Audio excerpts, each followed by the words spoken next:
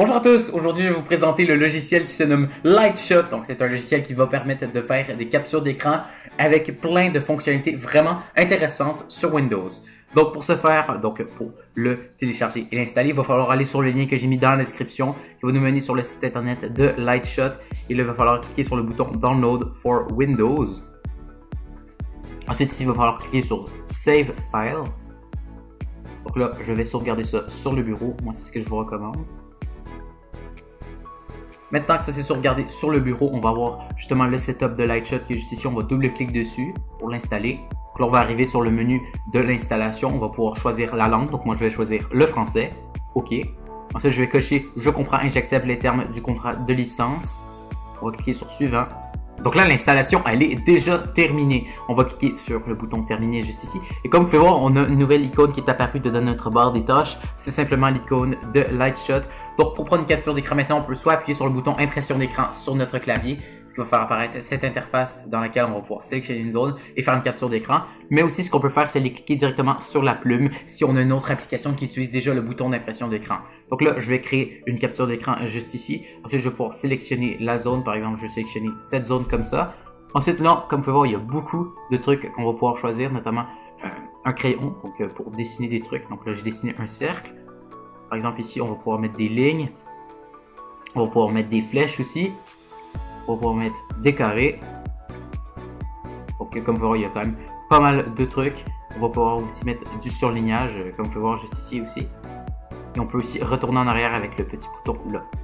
Aussi, on peut mettre du texte et on va pouvoir changer la couleur de celui-ci. Donc moi, par exemple, je vais mettre le texte en blanc. Je vais mettre le texte ici. Je vais écrire bonjour à tous. Comme ça. Et donc comme on va pouvoir rajouter du texte. Donc c'est vraiment pratique parce que dans le fond, là je suis juste comme ça, j'appuie sur le bouton impression d'écran, je peux tout de suite prendre une capture d'écran.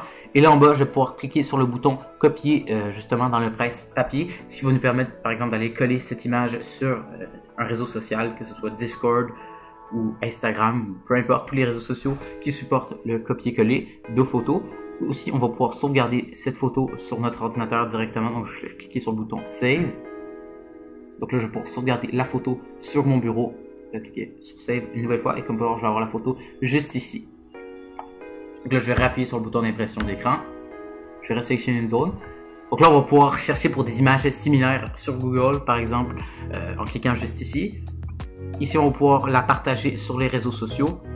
Ici, on va pouvoir envoyer l'image vers le site internet prntscr.com. Donc c'est un site qui regroupe beaucoup d'images. Donc si vous avez envie de le publier là, vous pouvez.